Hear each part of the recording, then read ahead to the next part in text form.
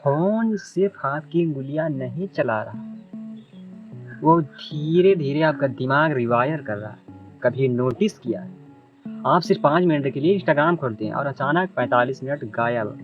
आप पढ़ना चाहते हैं लेकिन ब्रेन स्क्रॉल करना चाहता है। आप गोल बनाते हैं लेकिन फ़ोकस टूट जाता है। और सबसे डरावनी बात, शायद आप लेज़ी नहीं हैं, शायद आपका ब्रेन उसी चीज़ के लिए डिज़ाइन्ड है जिससे आप लड़ने की कोशिश कर रहे हैं। द डिस्ट्रैक्टेड माइंड के अनुसार हमारा दिमाग मॉडर्न दुनिया की एंडलेस इन्फॉर्मेशन और डिस्ट्रैक्शन के लिए बना ही नहीं था।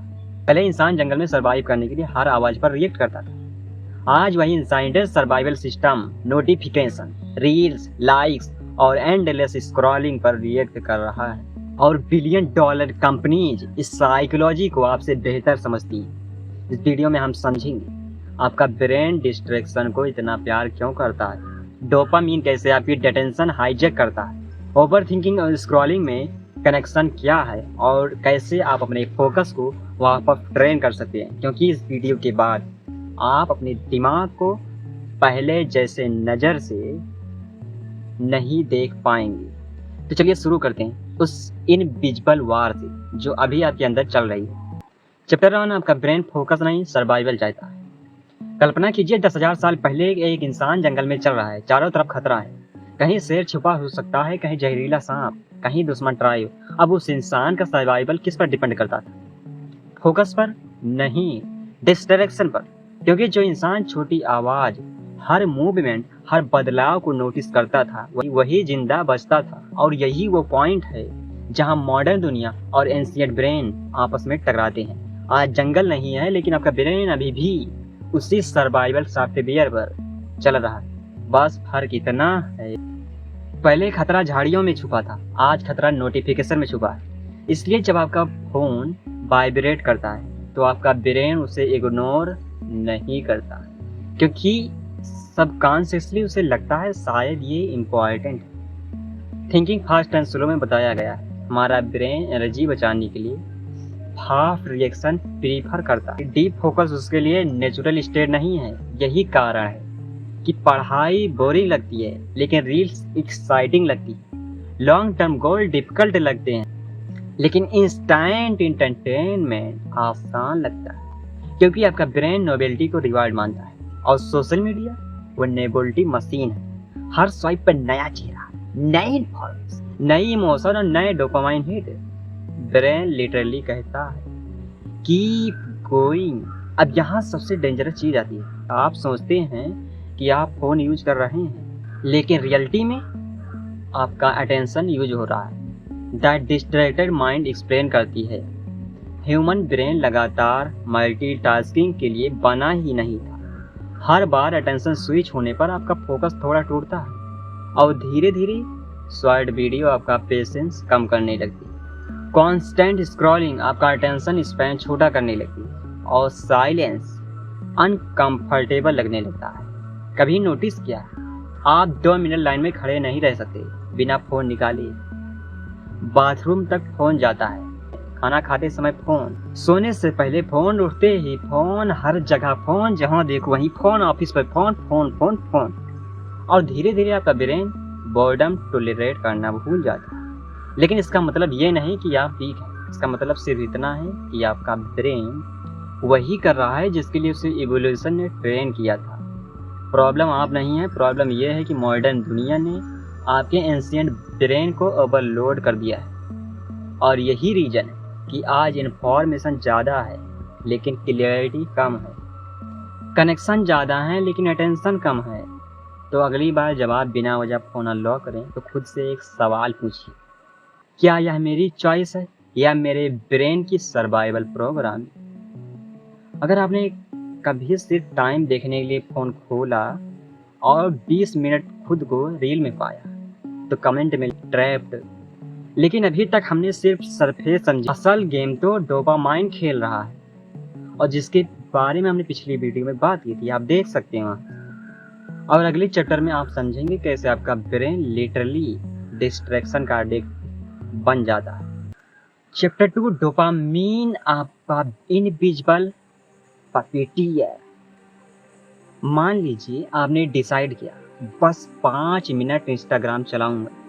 आप ऐप खोलते हैं, पहली रील फनी है, दूसरी रिलेटेबल, तीसरी इमोशनल, चौथी शॉकिंग, और अचानक आपका ब्रेन साइलेंटली रिवार्ड कलेक्ट करना शुरू कर देता है। लेकिन यहाँ सबसे बड़ा मिथ क्या है? लोग सोचते हैं डोपामाइन हैप्पीनेस देता है। रियलिटी, डोपामाइन हैप्पीनेस केमिकल नहीं है, वो सीकिंग केमिकल है।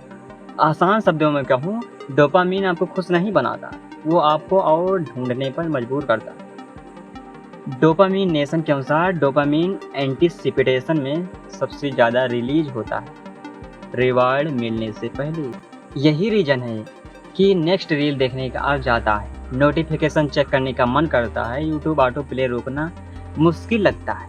आप कंटेंट नहीं कंज्यूम कर रहे, आप नेक्स्ट डोपामाइन हिट चेस कर रहे हैं। अब इमेजिन कीजिए अगर हर स्वाइप पर आपका ब्रेन रैंडमली रिवार्ड पाए, कभी फनी वीडियो, कभी शॉकिंग न्यूज, कभी अट्रैक्टिव फेस, कभी मोटिवेशनल क्लिप, तो क्या होगा?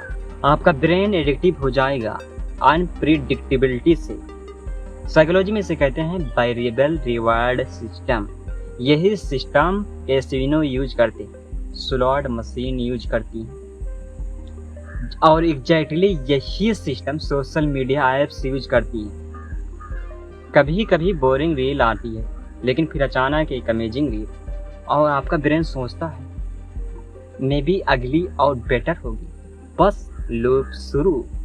आपने नोटिस किया होगा, आप टायर्ड होते हैं लेकिन स्क्रॉलिंग बंद नहीं होती। क्यों? क्योंकि आपका शरीर थकता है लेकिन डोपामाइन क्रेविंग नहीं थकती। और यही रीजन है कि कई लोग रात के 2 बजे तक स्क्रॉल करते रहते हैं, लेकिन लॉजिक नहीं सुनता, ब्रेन रिवार्ड सुनता है। एटॉमिक हैबिट में एक्सप्लेन किया गया है कि हैबिट सिर्फ एक्शन नहीं होती, वो डोपामाइन ड्राइवन लूप्स होती हैं। क्यों से क्रेविंग आती है, क्रेविंग से एक्शन, और एक्शन से रिवार्ड।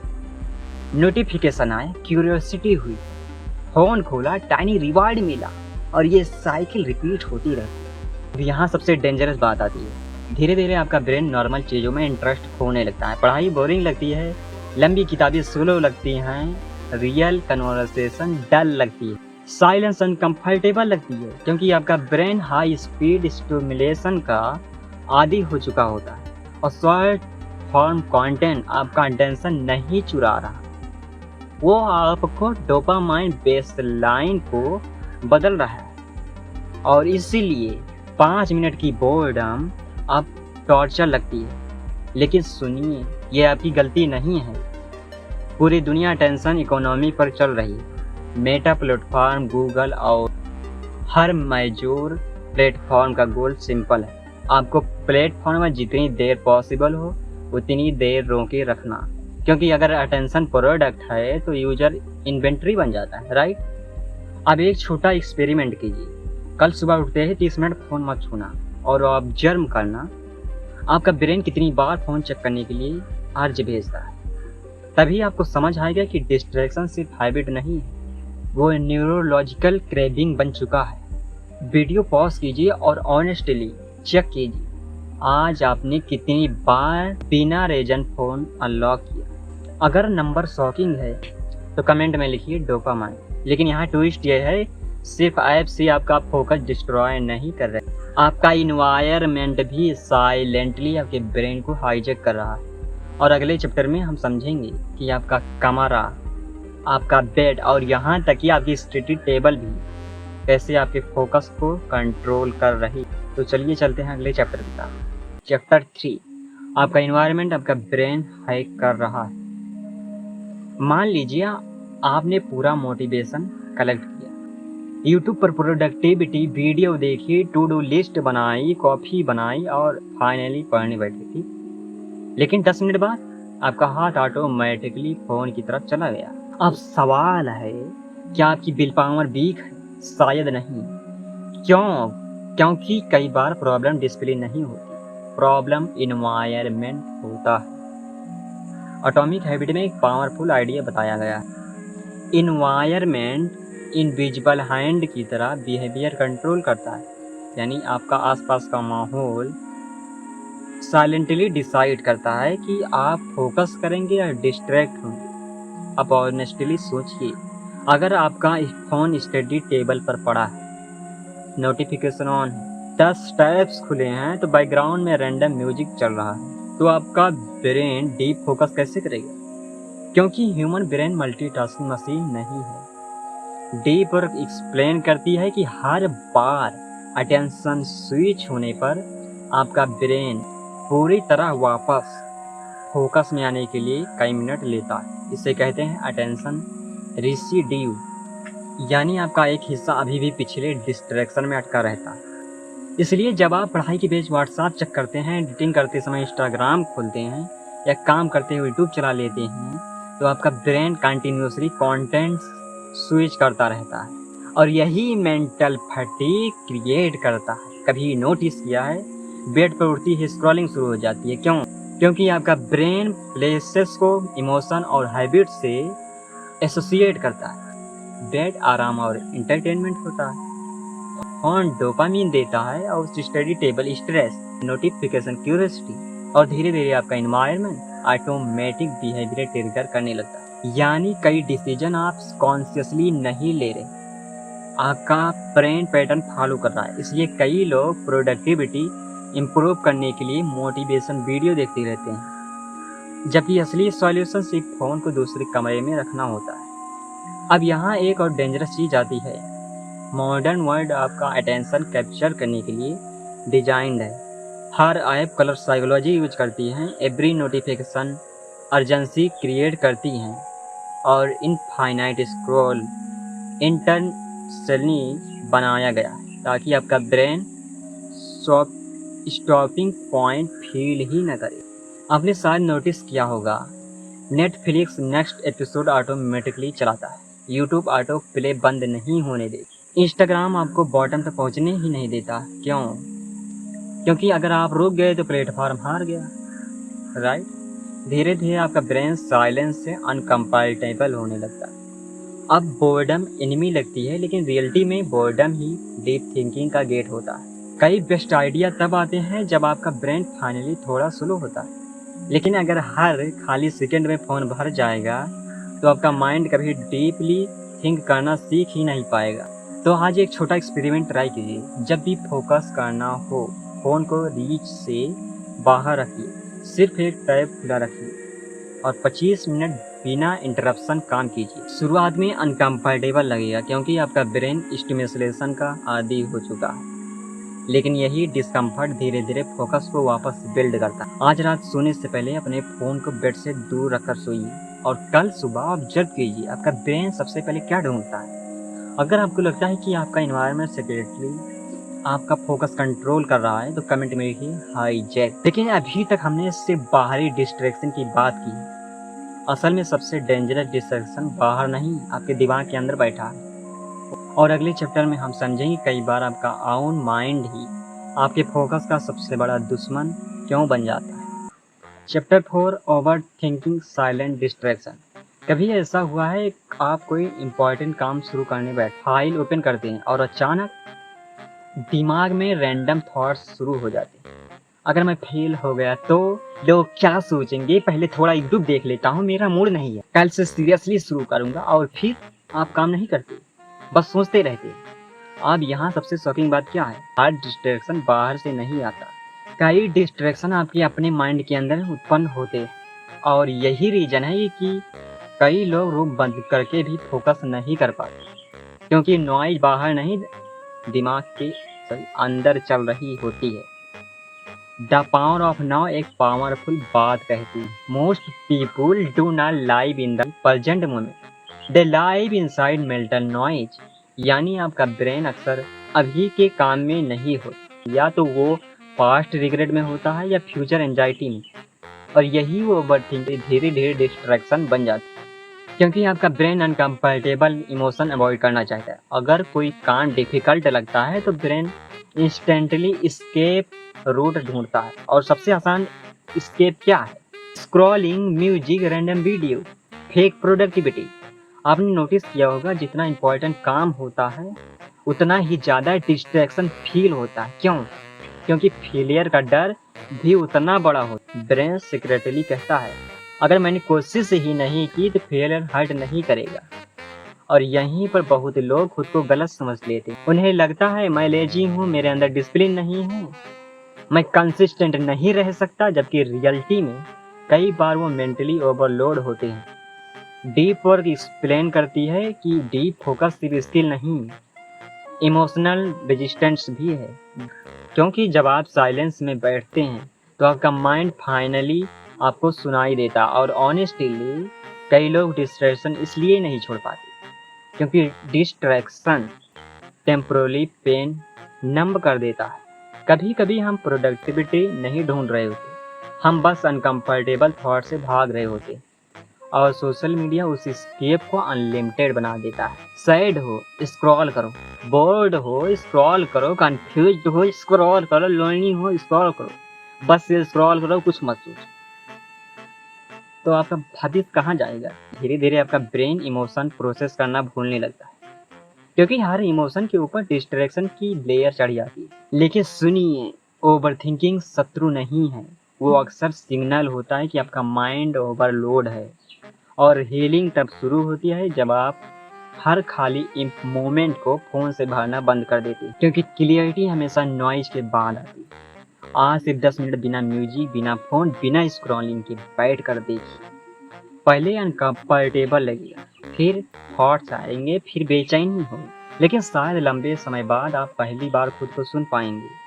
अगर आपका बिगेस्ट डिस्ट्रैक्शन कोई ऐप नहीं बल्कि आपका अपना माइंड है तो कमेंट में लिखिए मी। अब सवाल ये है कि अगर हमारा ब्रेन डिस्ट्रैक्शन, डोपामीन और ओवरथिंकिंग में फंस चुका है, क्या फोकस वापस लाया जा सकता है?